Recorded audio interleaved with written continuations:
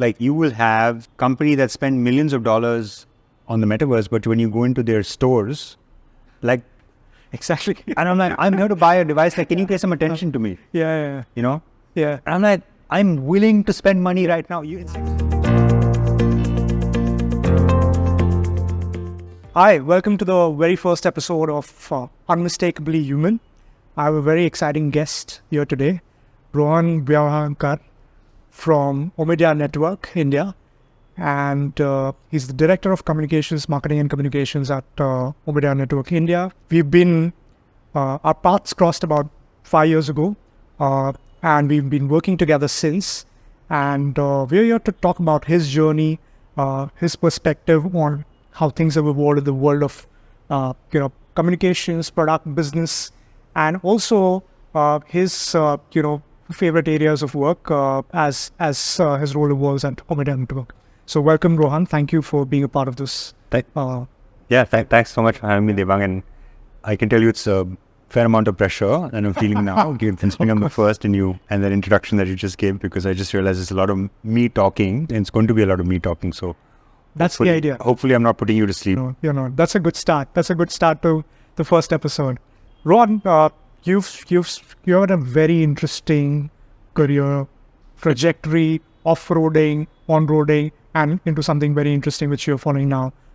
If I'm not wrong, you spent time with NDTV, Red Bull, you started your own agency, you did a health and wellness startup, you spent time with Twitter, and then social impact investing, and Omidyar Network. That's what happened.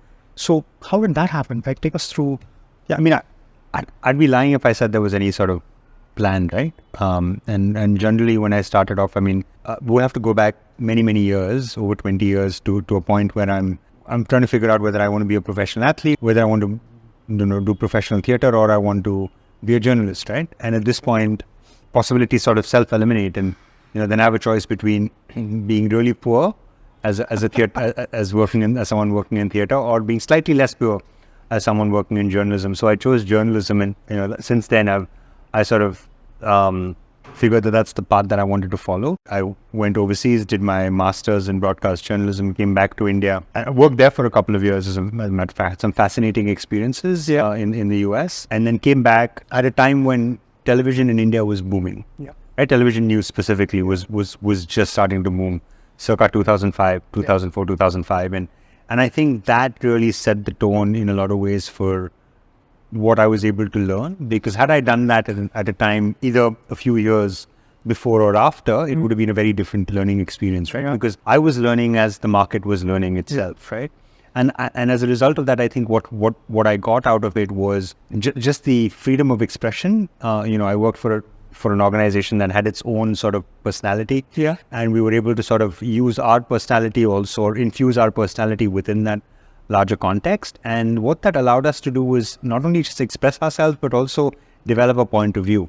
And the more I think back, because I was able to hold on to that, or rather develop a point of view, and whatever it was that was doing that, I was a sports journalist. And, as we sort of continued to work on whether it was a new show that we were planning, or just a new sort of segment on a news show, I think in being able to do that, and a lot of times you think of a journalist as a very one-dimensional individual, right? Which is that your job is to go out, get stories, and come back and sort of tell that story to your audience, right? But instead, I think of a journalist as an entrepreneur, because you're actually thinking of a story in a very sort of monochromatic sense, right? When you, as an outsider, not a fact, right? As an outsider, yes. I'm saying as an outsider, yes. Right? But when you're the one putting that story together, I mean, think of the variables that you're trying to take care of, right? You're trying to talk to multiple voices, or that's your job anyway, right? Idealistically, you're supposed to get multiple voices from different parts of the story, number one. Number two is you're trying to make a deadline. Number three, you're operating on a budget. Number four, you're operating with, other constraints, such as in this case, your editor, who could be, let's say a CEO or a board or whatever. Right. And then sometimes a lot of stuff just falls through. Yeah. Right? There are innumerable times when I'm on my way to a shoot, and the person on the other side says, hey, I can't do this, right? Yeah. And suddenly my story is incredibly lopsided, but I have a 6 p.m. deadline. Yeah, you make deadline. I'm like, what am I going to do now? Great news. Either, I mean, that's what you do now, but back in the day, you would have to work out credible alternatives, right? And then, or if you were working on breaking news, for example, I mean, you've seen this in TV shows, but it's also true, like 3-point verification, right? Like you will have to verify something from 3 different sources, especially if it's like big deal. And fortunately, sport isn't usually a case of life and death, but so that actually set me up quite nicely for everything else sort of that followed. Very interesting. You mentioned like what really resonated with what we do and perhaps what you do even now is having a point of view. And it's not just about the reality of the story or the event, which almost everyone covers, right? So it's your unique lens through which you're bringing that point of view to the world, right? Say, and what is the role of marketing today, right? Saying everyone knows everything, right? Saying everything's available. The information is not new, right? So do the dots connect in that way? Actually, let me clarify what I meant by the point of view, right? Like point of view really to me is not point of view in terms of point of view of a story. Okay. I think the job of a journalist, and that remains true today, is to report the facts the way they are, right? And present them in a way that is factually accurate, that is objective, but at the same time representative of the truth in the larger context, right? I think what I mean by point of view is to be able to have your own framework when you're assessing all of that, right? And that I think applies to marketing very nicely because you could work for you could be working with a brand and being able to apply a lot of everything that you know. And we'll talk about I know we'll talk about Omedia Network India and what I do there and my experiences there. But I think sort of at Omedia Network India or ONI as we sort of call it. At ONI, a lot of what we're doing today, the point of view that what I've tried to bring is my consumer lens, right? Is this world that I actually understand into a world that initially I had no idea about, right? And to be able to fuse those two, that's the point of view I'm talking about, right? Like how do you bring your experiences, bringing your own self to work in some sense? Yeah, and we've spoken about this, right? Saying not often do you experience a brand like a VC, even in the social impact space or otherwise, right? Take this very consumer lens to their own story. And it would be interesting to learn. Say, how did that come about? And because that must have been very challenging. Challenging if you think, but I think to be able to say how and why, got to go back a few years. In that at NDTV I sort of decided to move on from NDTV, and then at that point in time I got an opportunity to work at Red Bull. And Red Bull is this vibrant, crazy world of just high energy. I mean, no pun intended, but just really insanely dedicated bunch of people committed to what they and really believing in what we were doing, and I think that in general we were able to build something that was really focused on the people around us. What I mean by that is the consumers are the ones that make any brand. Right? And how would that work, right? Saying we've seen the stunts, we've seen some of the, iconic campaigns, but like how would that operate when you apply a global phenomenon, a global brand like Red Bull in local context, and particularly India at that point in time? Yeah, and that was fascinating because at this time the Red Bull was just sort of starting to find their own feet in India, and I was one of the early members of that team, and I think it was really about creating a very Indian voice, right? So you take all these global best practices and a lot of this sort of, for lack of a better word, history that Red Bull had globally and sort of adapting it for an Indian context, right? So whether it was taking taking the Formula One car and taking it, in that case, to the world's highest motorable road, which is in Khardungla, or figuring out how to take a successful event that's worked very well in Germany, but sort of, what does it mean from an Indian, what does it mean to do it in Indian colleges where you don't have the same sort of setup, right, from an infrastructure standpoint that you do in Germany? Or what does it mean when you have to take, when you have to really create something in India for India, right, and then take it global, like we did with Red Bull Campus Cricket, right?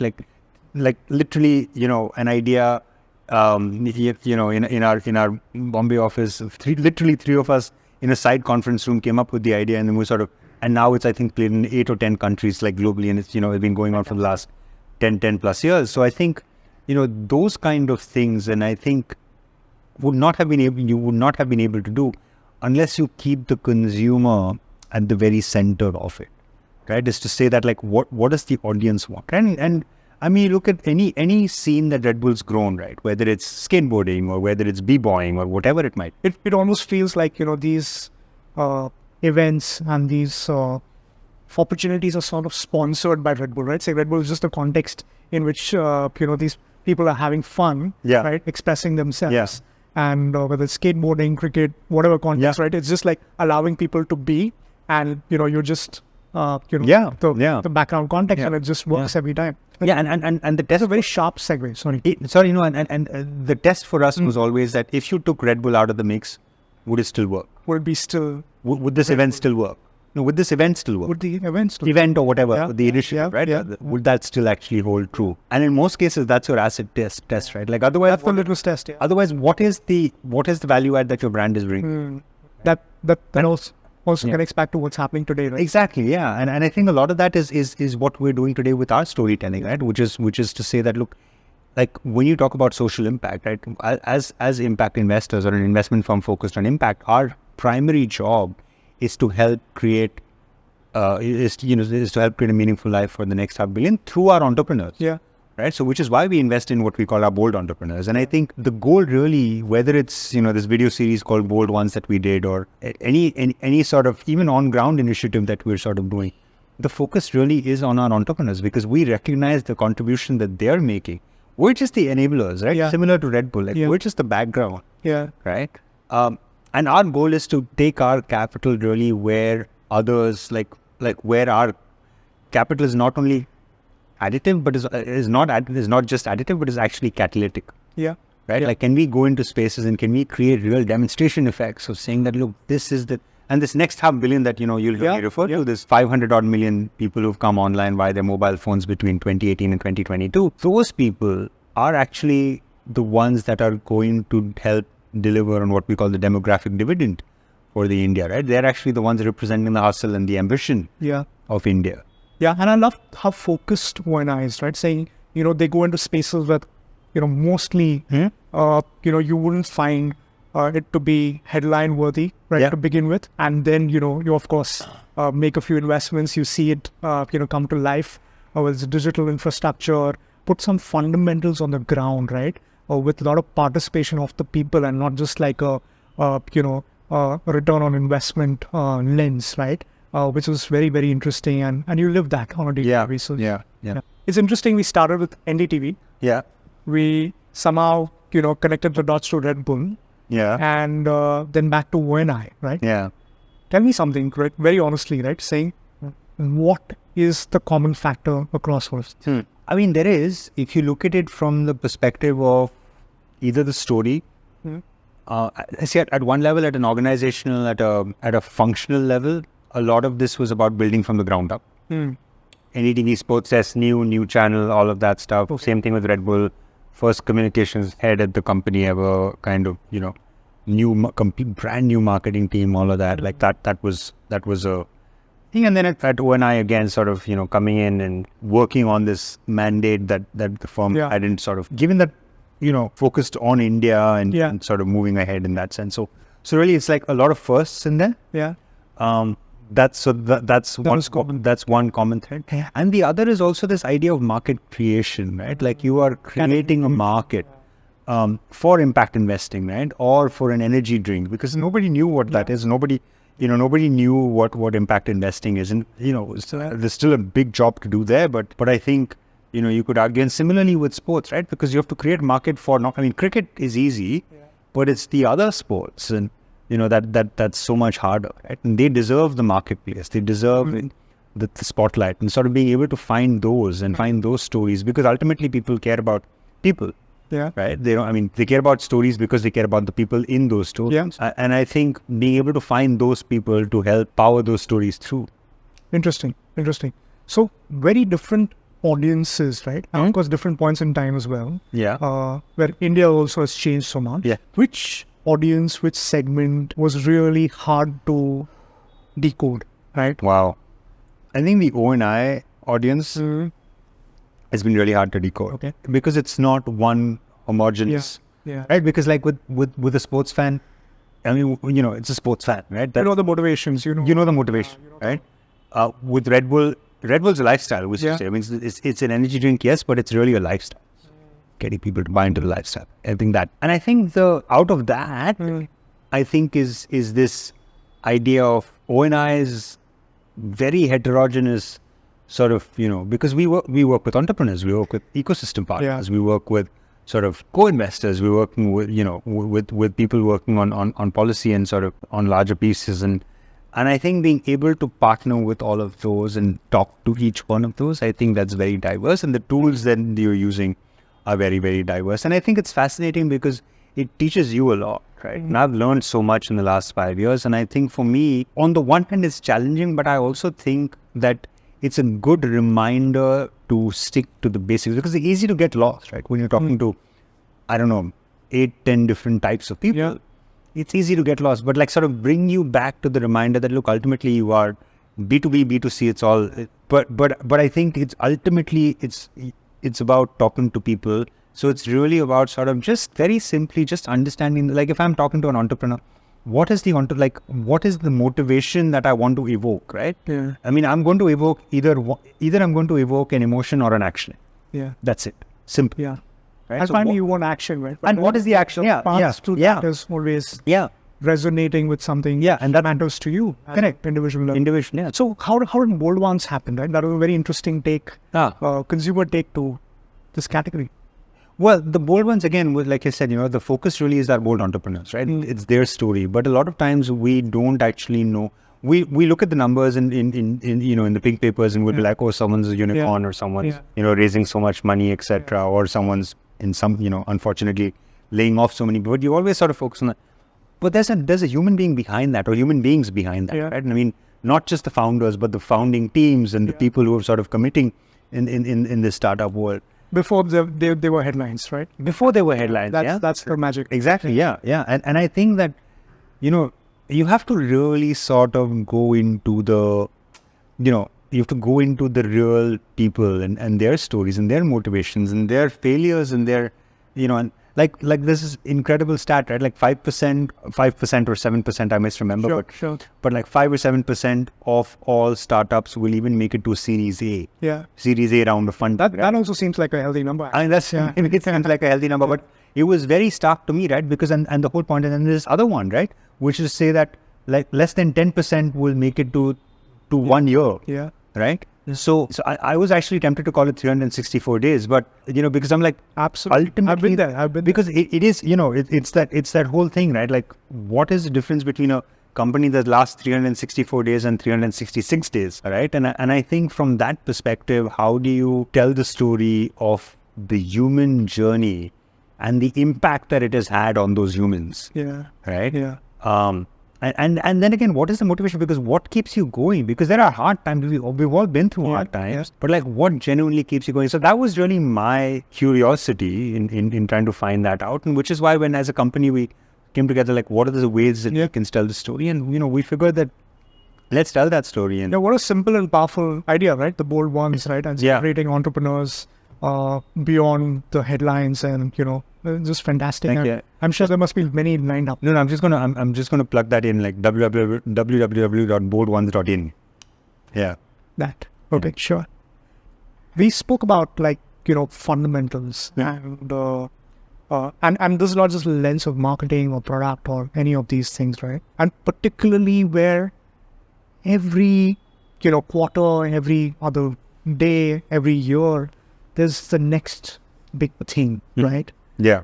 There's the metaverse, then there's AI, then something else, right? And of course, a lot of it is so fundamental, right? Saying, particularly with AI, we know that this is like a change unlike anything else. But in times of change, do you find yourself like completely lost, saying, hey, what's this new thing? How do we adapt? Or how do you keep up? Oh, that's a tough one. I'm lost, but I think it's knowing that I'm perhaps as lost or unlost as anyone else. Okay. Right. I mean, there's a lot that I think we have to fundamentally submit to ourselves. That that there's a lot that we're not going to know. Okay. Right. And I think then the next step is to, once you've acknowledged that, I think the next step is to say, okay, what is it that really matters? And what is it that I truly want to know? Right. Like for me, 2 or 3 things that matter is like human behavior, human psychology, motivation, right? Number 2 is just the different devices and storytelling, right? What's going on, what's happening out there. So the media, the channel. I mean, ultimately it's irrelevant. Yeah.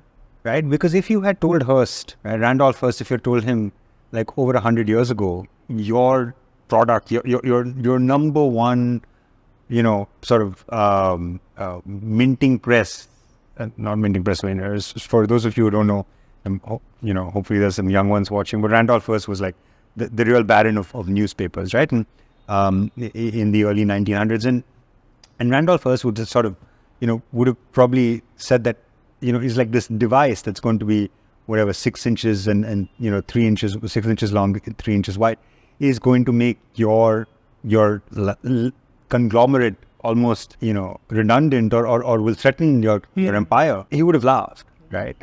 It's very hard to sort of see where we're going to move, but I think as long as you keep a sense of curiosity about things that you care about, I think you will be okay. Yeah. Right? And it's okay to be scared. I mean, I get up and I'm like, I don't know anything about the metaverse, or I don't know anything about NFTs.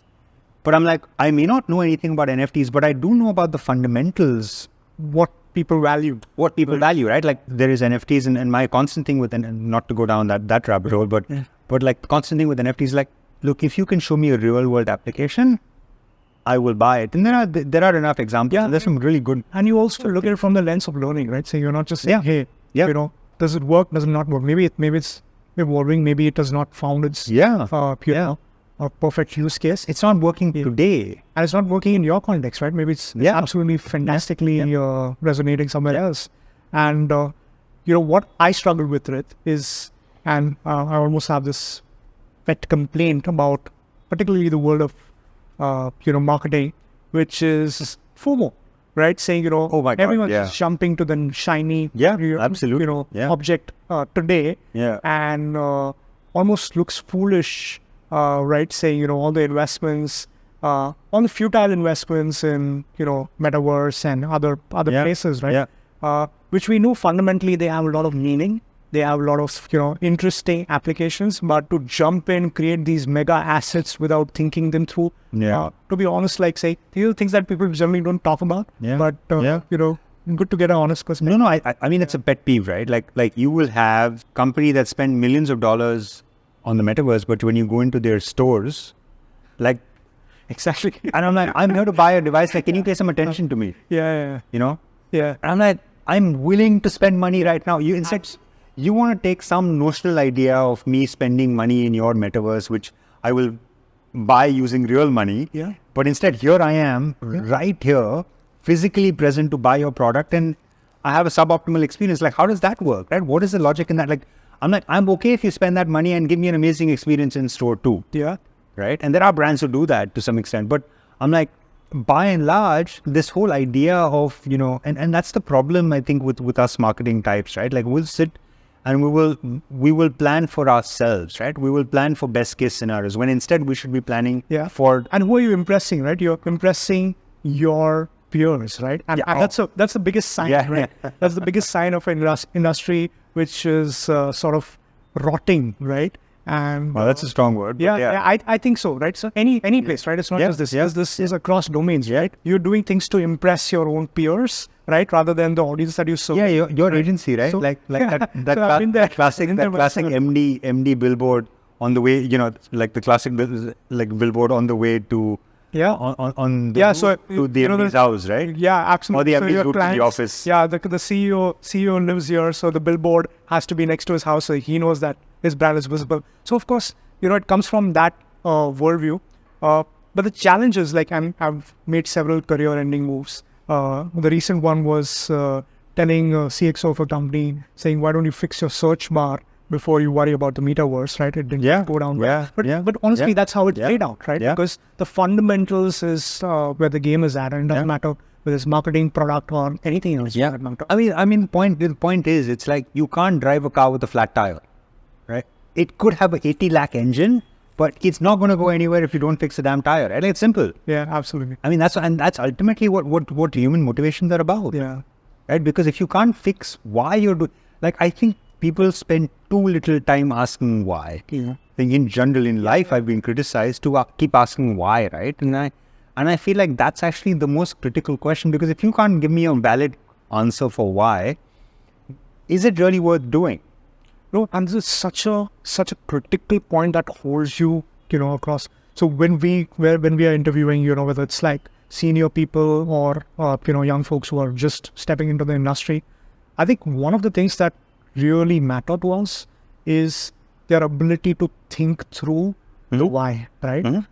Because a lot of, at least, our domain is about crafting products and worrying about the what and the how, right? And your ability to actually root that what and the how in a why is just magical. And sometimes, the younger ones surprise you with that clarity and that's great. At least that perspective, saying, I don't know why I'm doing this, and allow me the time to figure this out. And are you on the next big thing, right? Are you on Reels? Are you on the flavor of the month or the season or the week or the day or the it seems to evolve, and I barely catch up. Where do you find yourself in this next big thing world, particularly digital marketing?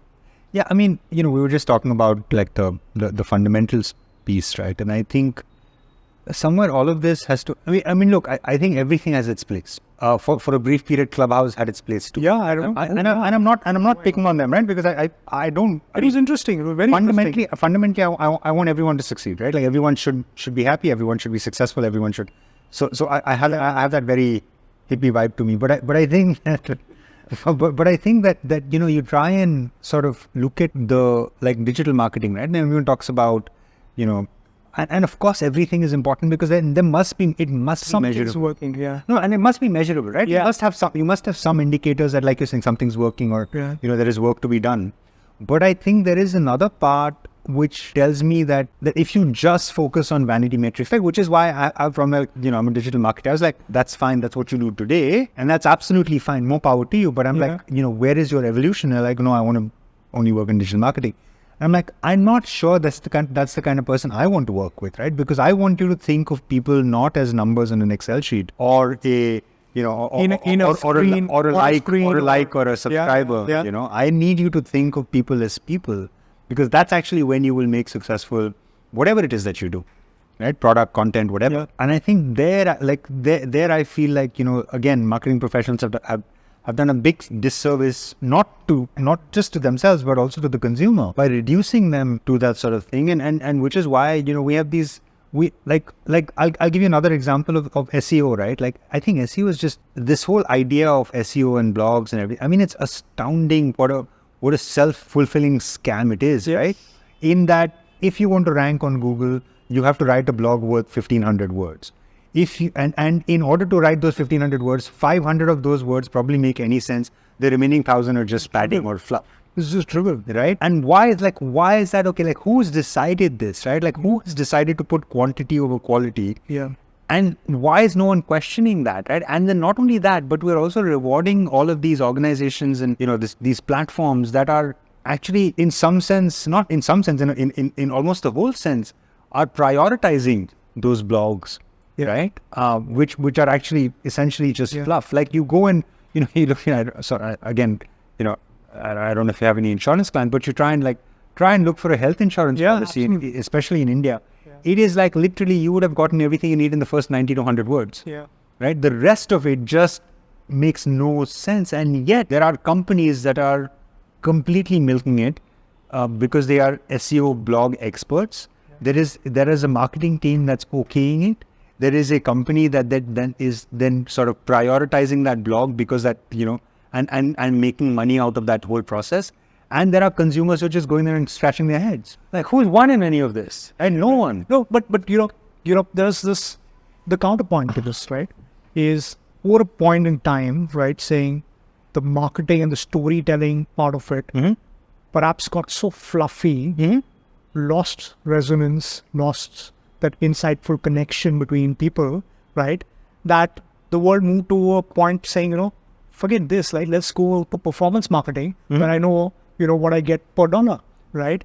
And that obviously introduced a whole different monster, right? Yeah. Which is what you're talking about. Yeah. And what you have is landfill, which is only accelerated. It's just like content Great word, landfill, right? Yeah. Say, and people who are looking for an answer literally have to go through that ugly mess to seek, this insurance policy minus all the content, right? I think the biggest proposition now will be like singular brands which are so focused without the fluff and just tell you what it is, right? Yeah. And in a world which is like pumped up and jacked up with marketing steroids, right? Yeah. A plain speaking brand would perhaps resonate much better. There is some part of it about knowing your audience, right? Of course. There will be some, there might be a luxury brand that just needs to do it. Yeah.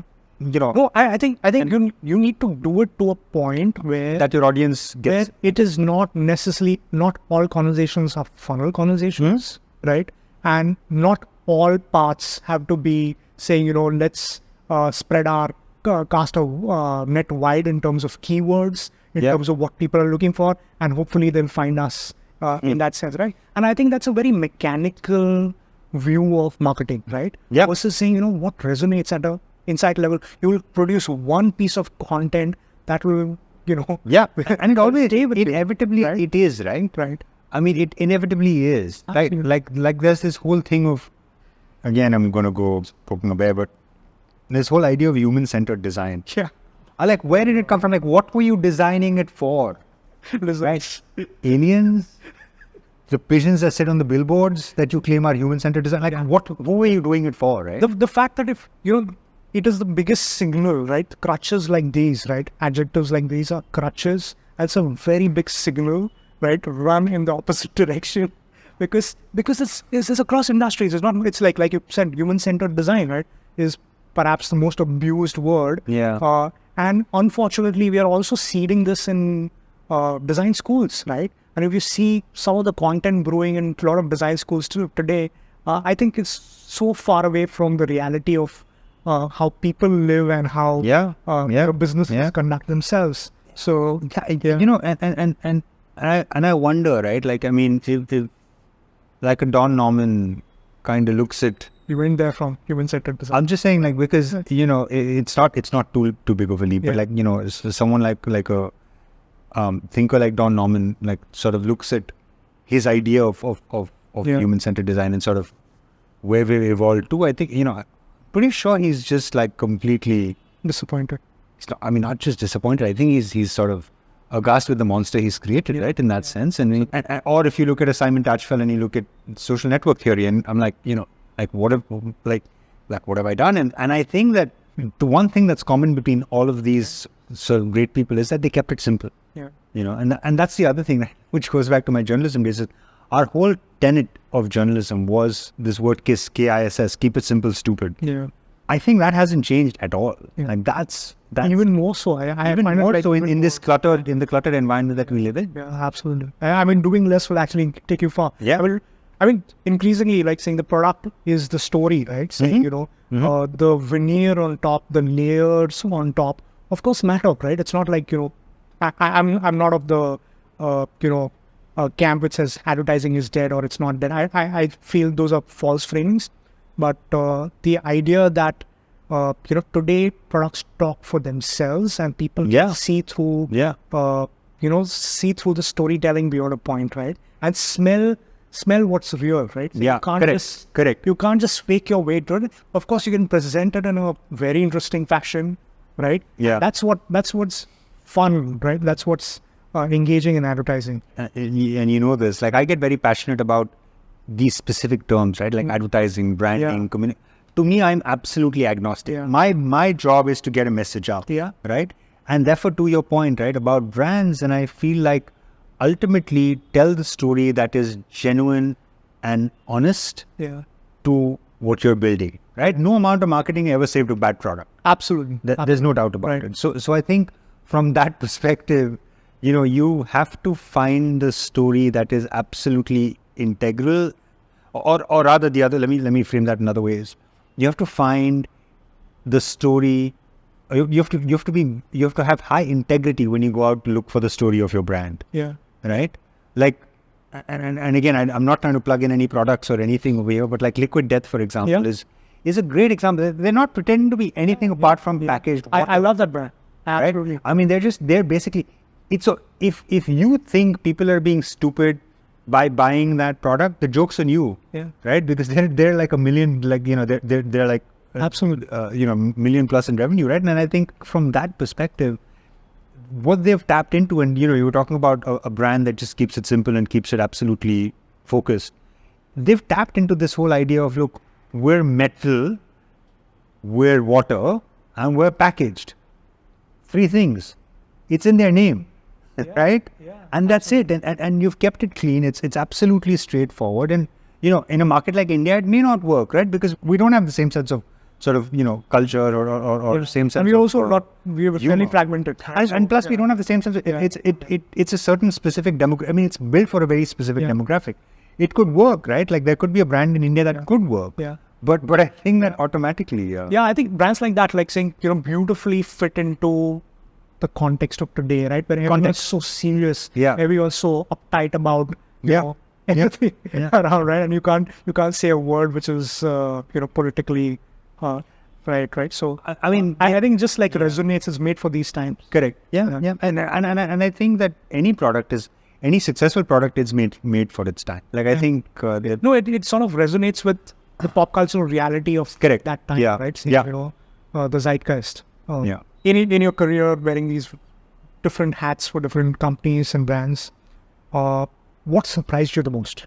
In unexpected. What was unexpected when it was you doing some projects, some work, some campaigns, some ideas? Mm-hmm. Like the one thing, or like it could be the one thing or a macro perspective. No, I think the one thing that sort of like repeatedly surprised me is the sense of hope that we have in the country. Right? The positivity. Yeah. That I mean, no matter how hard things get, no matter how there is this innate sense of resilience and hope and just positivity, which is, I think, very uniquely Indian, right? Yeah. And I find that fascinating, and I frankly find that inspiring. Yeah. I also find that very puzzling. Yeah. Right. There are people who you would not expect, right? Who despite the privilege that we have, we still complain, and then you'll meet these people who have very little, and they're just so happy, and they see like they're able to sort of really have a positive outlook, not just in the short term but in the long term, right? Which I think is fascinating, because that's got to come. To me, that's a very deep rooted cultural thing, right? And I think I find that fascinating. Now, whether it's from our sense of family, whether it's from the sense of community, which of course is very strong. I don't know where, like that's something like if there's a social psychologist out there working on this, I'd love to know more, because I feel like there is that I think is quite incredible. And the second thing is this whole, especially in the cities, right, where people are able to just get on with it. Yeah. Right.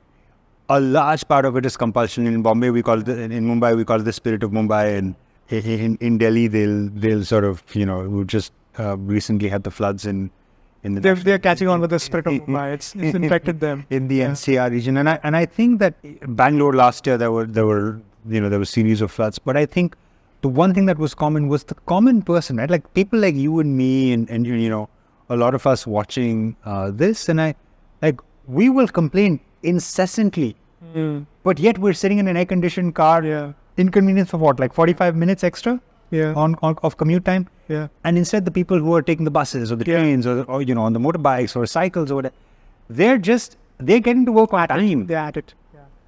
And there's got to be something, and to my mind, like that surprises me constantly. Right? And you frame that against like saying in France, post 6 p.m. we send an email to a person, right? So I find that fascinating, right? I mean, that's a culture thing, right? Like it is a culture, like that sense of hustle. Yeah. And I know hustle's become a bad word lately, but I think that in general, like it comes from a desire to just keep upping my station, right? And which is a good thing for a country that's we forget, right? As a country, we're only 75 years old, right? Before that, we were disparate.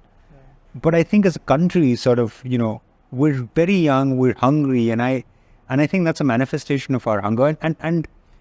And typically you would think that as we get richer, or not richer, but more and more sort of affluent, that hunger would sort of dissipate. But instead, what you're seeing is that hunger is sort of percolating down to the people who are not as affluent, right? And their aspirations are then sort of their aspirations are upgrading. Which I think, and I'm fantastic. Yeah, and I think, Devang, we need to be almost mindful and in a sense grateful that we actually live in this time. Yeah.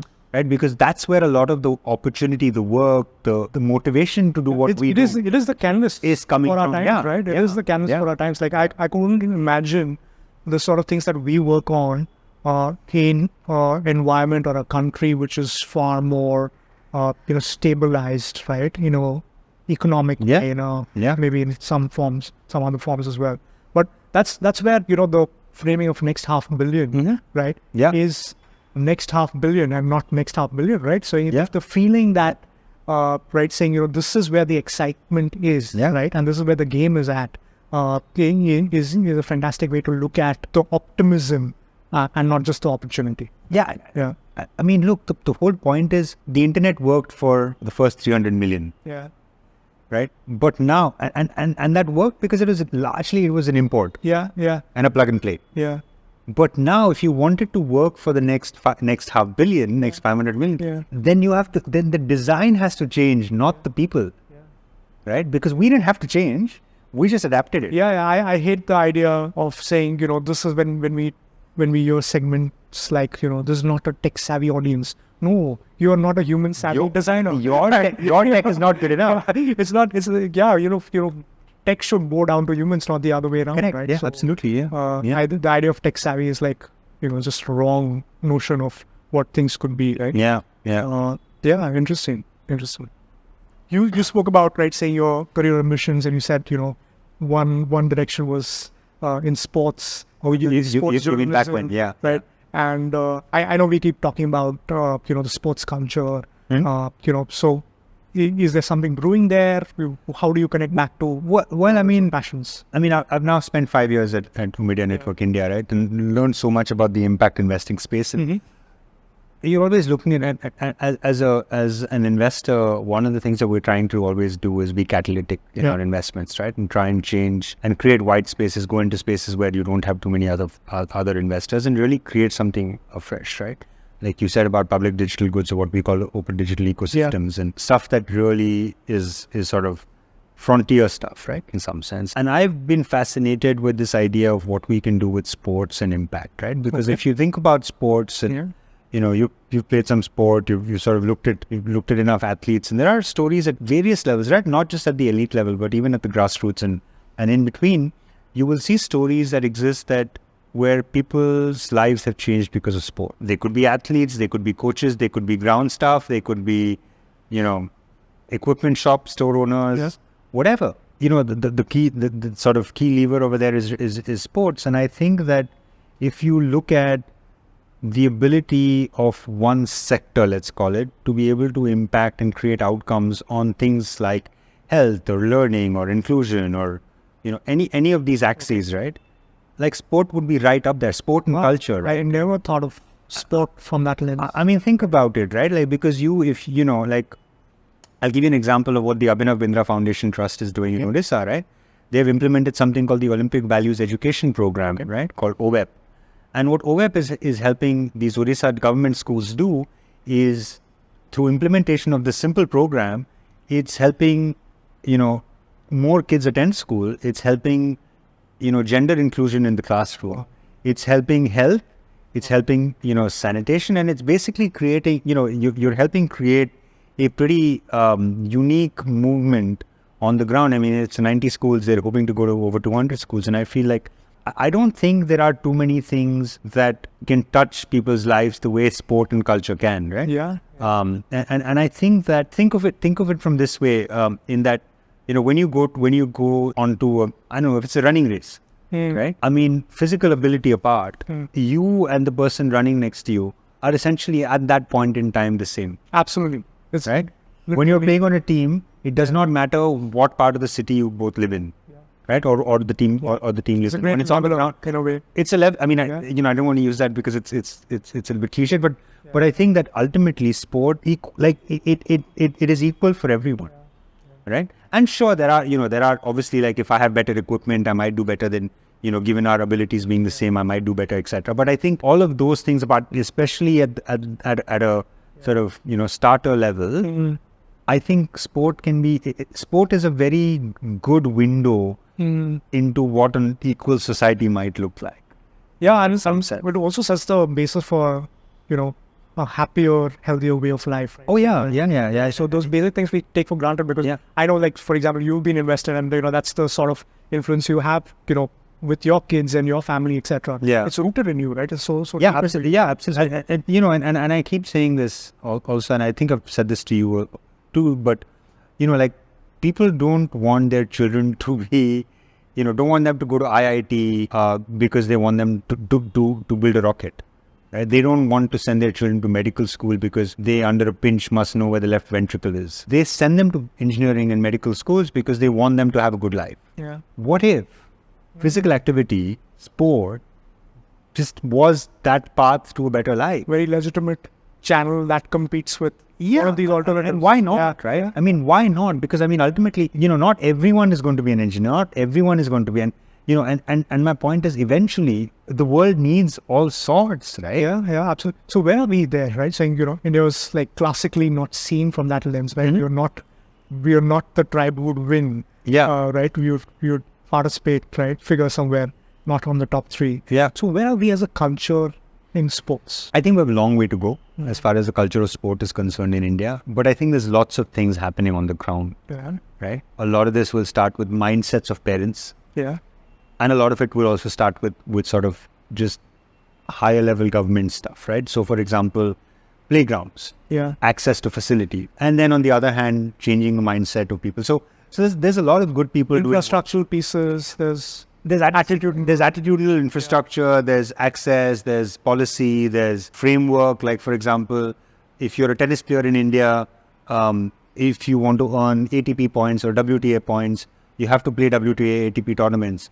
We just don't have enough tournaments happening in India. So where are those people going to earn those points from? From overseas, right? So you have to travel overseas. What does that mean? Automatically, you're eliminating a large percentage of people who just simply can't afford to travel. Yeah. So, it can't be an affordability thing. So, there is there is work to be done in terms of thing. And I feel the private sector has a huge role to play there too, right? Because you can't what's the value of sponsoring? I mean, there is a value, and, and I understand this. I'm from the industry in some sense, but, the IPL does not need another logo. You know what I mean? Absolutely. The true value to unlock is really on that football tournament that's happening in Khed, Maharashtra, right? And that's really where the change needs to happen, and is happening. I think it's because we live in the time of instant delivery and 10 minutes, 10-minute turnaround. We're increasingly impatient. But I think if we just took a step back and acknowledged where we have come in the last, say, 15, 20 years, I think, you'll see the delta. Yeah, I think there's a generational difference between how we approach and the role of sport overall is very different now. Yeah. I mean, I'm aging both of us now, but I think we should keep reminding ourselves is that we were alive when your internet got disconnected if someone picked up the phone. TCP/IP. I mean, we had HTML. Like, I tell my kids about HTML, and, like, we had two different types of data connections, like HTML and TCP/IP. We've lost them. These guys have, like, completely blanked out. And the point is that, and you should go look that up, right? Where you didn't even have an interface to interact with. And I think that is, that again is testament. And that was, what, 24 years ago, 25 years ago? Wow. So it's not even like it's 25 years ago. Wow. Right? It's not even like some, like Baba Adam Zamana type. It's like now. Yeah, it's not that far off. Yeah. So I think similarly, I'm pretty hopeful with sport in a similar vein. Interesting. Yeah. We have to do this, right? So the elephant in the room is definitely AI. Right? Okay. And to overlap with your life and your work, right? For this marketing storytelling, How do you see that, right? Does it really affect you on a day-to-day basis? What do you see its role? I mean, AI is a tool, right? I think like the steam engine was, Okay. and for Stevenson, and it, of course, it kicked off the industrial revolution, right? In some sense, and I think that it is definitely we're on the cusp of something very new. Yeah. I don't doubt that. And then when you talk about marketing professionals, a lot of people will sort of ask me like, "Oh, is my job going to be redundant because of AI?" I'm like, the way I kind of respond to that is to say that actually that's really up to you. In that, if you think of yourself as something that can be replaced by an algorithm, then I think maybe you need to look deeper inside in terms of why you do what you do. Yeah. Right? Because I feel like AI can do a lot of things well. Yeah. And maybe even things like scripts, right? But then the whole point is which is why I spoke about the industrial revolution, is to say that essentially what happened with the industrial revolution was that you developed another layer of skills. Yeah. Right, a higher level of skills, if you want to call it that. Yeah. And really now the goal is how do you develop a higher level of skills, right? Yeah. And that skills could be anything, right? The skills and what is AI, but if not a more powerful way of thinking. So how do you keep up leveling your own thinking? Yeah. Right? And how do you create something that I can't believe there is now, but does it surprise me on the other hand, is that there's now enough sort of startups that are writing only prompts on AI. The ability to think and articulate clearly, right? With an insight is what matters most. Right? Yeah. Your ability to think and clearly articulate, right? That's what a prompt is. And the day an algorithm, or you think an algorithm, can understand human motivation better than a human being,